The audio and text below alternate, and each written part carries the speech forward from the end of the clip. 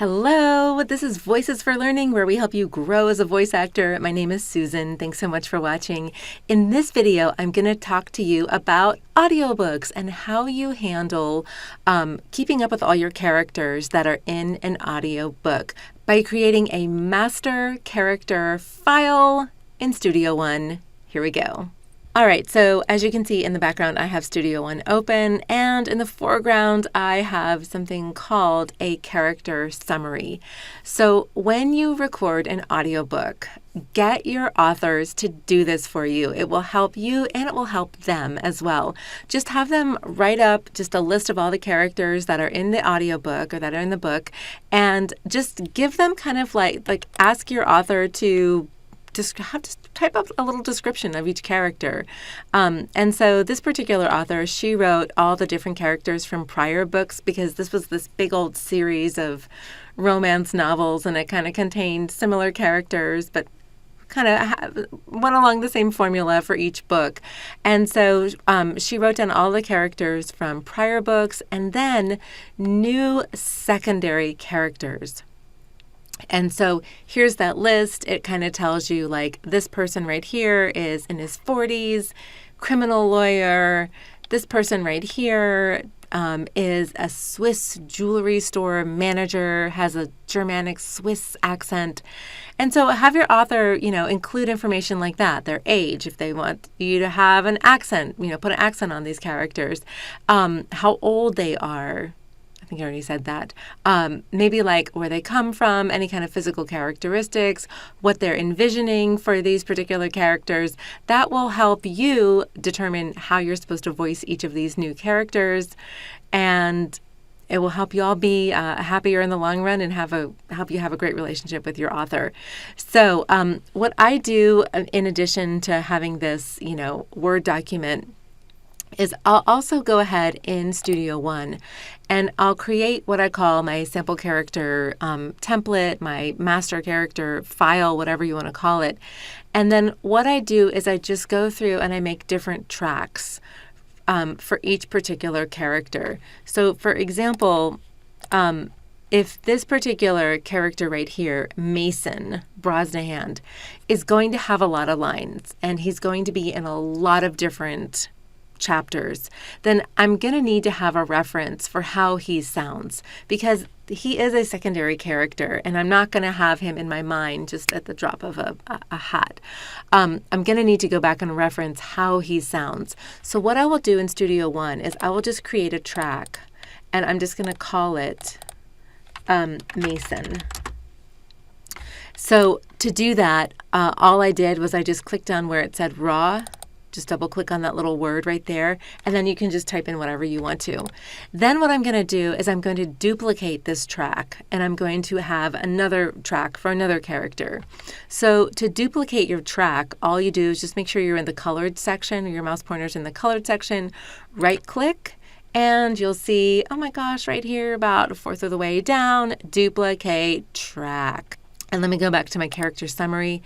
And this one, let's say that Jonas Giesler is going to be a character that we're going to see throughout the book and that I'm going to need to have kind of like a reference from if, let's say, I'm in chapter 20 and I haven't done a Jonas accent or voice since chapter 5, I'm going to need to go ahead and get that reference.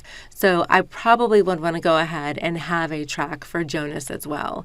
So I just go back in Studio One.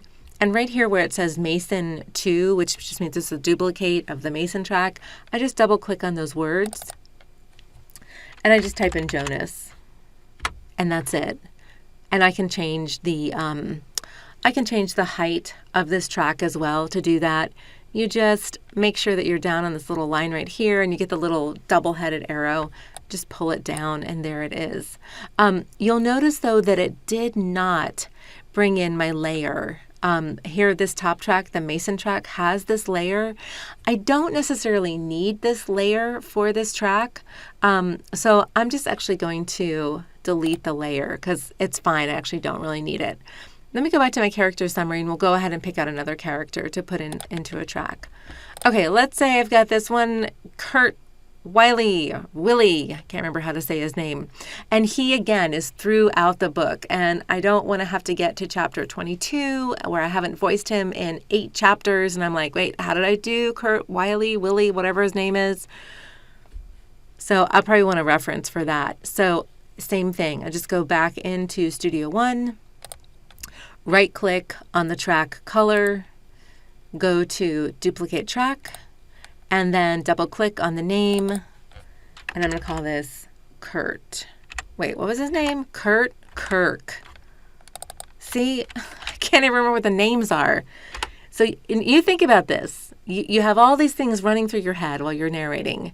It's very hard to remember how you narrated a specific character. So do yourself a favor and go ahead and create something like this, some kind of master song master file where you can go back and it has a listing of all the characters.